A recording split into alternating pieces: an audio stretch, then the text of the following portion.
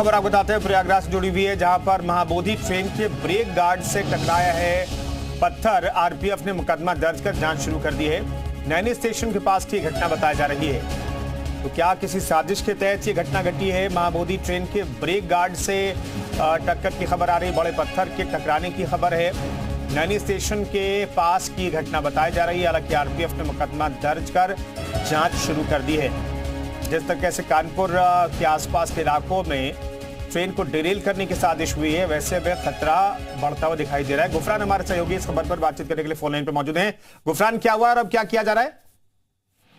देखिए, बीती रात का ये पूरा प्रकरण है। महाबोधि एक्सप्रेस जो गया बिहार के लिए जा रही थी, नैनी जो प्रयागराज इलाके में ही पड़ता है, वहां पर जब ट्रेन पहुंचती है तो जो ब्रेक गार्ड होता है ट्रेन का, उससे किसी पत्थर जैसी चीज से टकराने की जो आवाज है वो लोको पायलट को मिलती है। और उसके बाद ट्रेन रोक करके जब मौके पर देखा जाता है तो कुछ ऐसी चीजें साफ तौर पर उसे नहीं दिखाई देती, लेकिन आरपीएफ को जो लोको पायलट है उसने सूचना दी, अधिकारियों को सूचना दी, जिसके बाद इस पूरे प्रकरण को लेकर के आरपीएफ ने देर रात ही मुकदमा दर्ज किया है अज्ञात के खिलाफ। और इस पूरे मामले को लेकर के गहनता से पड़ताल की जा रही है कि आखिर ब्रेक गार्ड में कौन सी ऐसी चीज है जो टकराई और जिसके चलते इस बात की जो सूचना है लोको पायलट को, अधिकारियों को देनी पड़ी।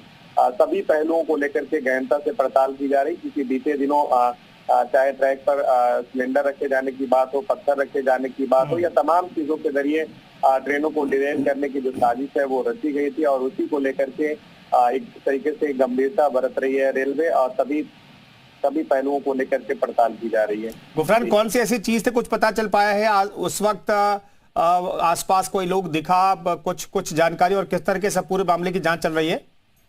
देखिए, जो प्रयागराज जोन के जो पीआरओ हैं रेलवे के, अमित सिंह, उनसे हमारी बातचीत हुई। उनका ऐसा कहना है कि जो ब्रेक गार्ड होता है उससे कोई ऐसी ठोस चीज में सीधे तौर पर कह सकते हैं कि पत्थर हो सकता है, लेकिन जो एफआईआर है आरपीएफ की उसमें पत्थर का जिक्र नहीं है, किसी ठोस चीज का जिक्र है। तो जाहिर सी बात है वो पत्थर हो सकता है। इस बात की जो सूचना है लोको पायलट के जरिए देर रात ही जो अधिकारी है रेलवे के उनको दी गई थी। इसी को लेकर के जो पड़ताल है, जो जांच है, वो अधिकारी कर रहे हैं, और जांच के बाद ही ये साफ हो सकेगा कि ये आधिकारिक तौर पर क्या चीज हो सकती है। लेकिन हाँ, ये माना जा रहा है कि किसी ठोस चीज यानी वो पत्थर हो सकता है, क्योंकि ट्रेन के जो ब्रेक गार्ड होता है उससे टकराने का मतलब है कि कोई मजबूत चीज ही रही होगी। हालांकि मौके पर जब पड़ताल की गई तो कोई ऐसी चीज दिखी नहीं, क्योंकि लंबा ट्रैक होता है, तो जाहिर सी बात है रात का समय था तो इधर से उधर हो सकता है। लेकिन हाँ, सभी पहलुओं को लेकर के गहनता से जो पड़ताल है वो आरपीएफ की टीम कर रही है। गुफरान, जब ये टक्कर हुई किसी ठोस चीज के साथ, तो ट्रेन की रफ्तार क्या रही होगी? क्योंकि कई बार बहुत तेज रफ्तार ट्रेन में होने की वजह से भी कुछ चीजें टकरा जाती है, और ऐसा आभास होता है कि कुछ चीज ने हिट किया है। तो ट्रेन की रफ्तार क्या रही होगी या कुछ बताया जा रहा है?